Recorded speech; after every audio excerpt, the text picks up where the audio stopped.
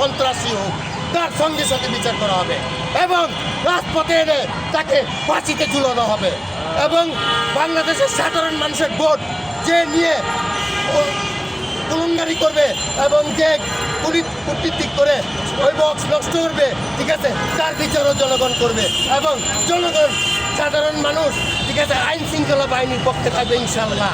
আর অন্তর্বর্তী সরকার যতদিন থাকবে কিন্তু সাধারণ মানুষের পক্ষে থাকবে এবং সমস্ত দিক দিয়ে, ঠিক আছে, নির্বাচন কমিশনারকে, ঠিক আছে, সহযোগিতা করবে এবং 18 কোটি মানুষও সহযোগিতা করবে। যদি কেউই কোনো দিক দিয়ে কোনো ধমকি টামকি দেখায়, ঠিক আছে, রাজপথে আর 18 কোটি মানুষ না নামলো, আমি নেমে, ঠিক আছে, তার বিচার করব। যদি আমি আমার জীবনে চলে যাক, কিন্তু 18 কোটি মানুষের, ঠিক আছে, ভোটের অধিকার প্রয়োগ হবে এবং সামনের দিক দিয়ে দেশ কীভাবে শান্তিতে থাকে, দেশ কীভাবে এগিয়ে যায়, এটাই আমরা আশা করি, এটাই আমাদের প্রত্যাশা। অন্তর্বর্তীকালীন সরকার এবার নির্বাচনের ভোট কেন্দ্রে যথেষ্ট নিরাপত্তা ব্যবস্থা প্রয়োগ করেছে। আপনার বিএনপি সমর্থক হিসেবে আপনি যদি দেখেন যে বিএনপি বাদে অন্য দল সরকার গঠন করেছে, সেক্ষেত্রে আপনারা সহনশীলতা দেখাবেন কিনা? যদি অন্য দল বিএনপি শোনেন, আমরা তো দেখছি গ্যাজেটে আসছে 70% বিএনপি, ঠিক আছে, অন্য দল বাকি পার্সেন্ট, কিন্তু আমরা তো দেখছি 90%ই বিএনপি।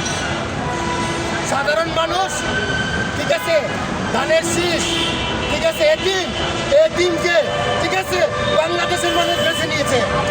বাংলাদেশের মানুষ সামনের দিক দিয়ে যারা ভারপ্রাপ্ত চেয়ারম্যান তারেক রহমানকে বেছে নিয়েছে। তারেক রহমানের হাত ধরে বাংলাদেশকে ডেভেলপমেন্ট করবে। বাংলাদেশের যত ব্যবসায়ীরা আছে রাজপথে এবং অলিগলিতে, গ্রামগঞ্জে, শহরবন্দে সবাই, ঠিক আছে, এই বিএনপির হাত ধরে দেশকে এগিয়ে নিয়ে যাবে। আওয়ামী লীগ সম্পর্কে আপনাদের অবস্থান কি?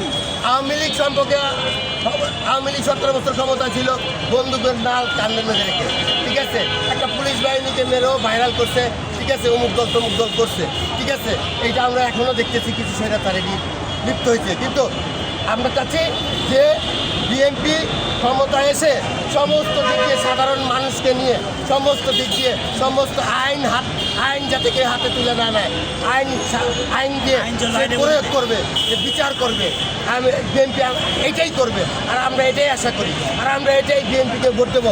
বিএনপিকে